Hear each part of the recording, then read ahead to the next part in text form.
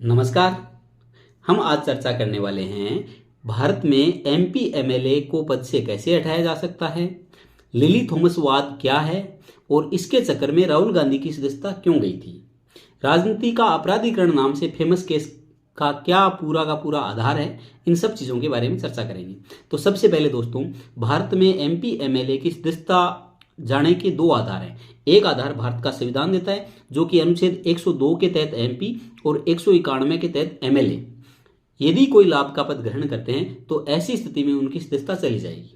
वहीं दूसरा आधार है भारत की संसद ने इस कानून के तहत 1951 में जन प्रतिनिधित्व अधिनियम 1951 बनाया और उसकी धारा 8 है, 8 1 2 3 4 ये सब क्लोज हैं। ये सारे वो आधार तय करते हैं कि किसी सदस्य की सदस्यता चली जा सकती है, भ्रष्टाचार, बलात्कार या फिर लाभ का पद, कुछ भी मामले, ये बहुत से मामले हैं। तो दो चीजें हैं। इसके अलावा यदि कोई सदस्य अपनी स्वेच्छा से इस्तीफा दे दे, अनुच्छेद 101 के तहत भारत की संसद का सदस्य और 190 के तहत कोई एमएलए अपनी स्वेच्छा से इस्तीफा दे दे, ऐसी स्थिति में लोग जो सदन का अध्यक्ष होता है वो उनका इस्तीफा स्वीकार कर लेते हैं।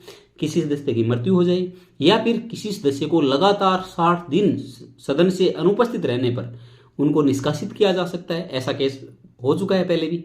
उसके अलावा बात करें, वो भारत का नागरिक नहीं रहे। एंटी डिफेक्शन लॉ 1985 संविधान में 52वां संशोधन किया 1985 में, दल बदल कानून का यदि वो दोषी है तो ऐसी स्थिति में उसकी सदस्यता चली जा सकती है। और वो दोहरी सदस्यता, वो दो सदनों की लगा एक साथ सदस्यता ले लेता है तो एक सदन की उसकी सदस्यता चली जाएगी। इसके अलावा भ्रष्टाचार, सामाजिक अपराध, ये बहुत से कारण हैं। कई बार ये भी हो जाता है कि कोर्ट के द्वारा, हाई कोर्ट के द्वारा संसद के सदस्यों का चुनाव क्षेत्र है वो भी रद्द घोषित किया जा सकता है। जैसे 1975 में इंदिरा गांधी, जगमोहन लाल सिन्हा की कोर्ट ने, इलाहाबाद हाई कोर्ट ने इंदिरा गांधी का चुनाव क्षेत्र ही रद्द घोषित कर दिया था। तो कई बार ऐसे केस भी हो सकते हैं।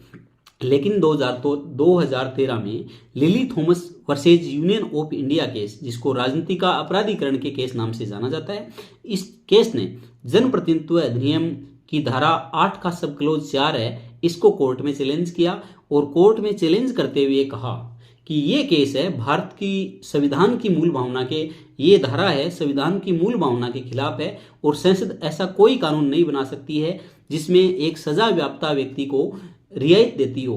अर्थात इस धारा में यह प्रावधान था कि जो अदालत है, ट्रायल कोर्ट है, वो किसी भी सजा व्याप्ता व्यक्ति की सजा पर 3 महीने का एक्सटेंशन दे सकती है, उस पर स्टे दे सकती है। तो ये असंवैधानिक है।